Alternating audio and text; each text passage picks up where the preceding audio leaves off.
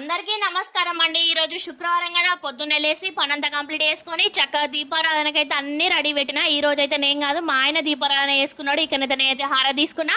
మీరు కూడా చక్కగా హార తీసుకొని ఆ అమ్మవారి ఆశీస్సులు మాతో పాటు మీ అందరికీ ఉండాలని మనస్ఫూర్తిగా కోరుకుంటున్నా.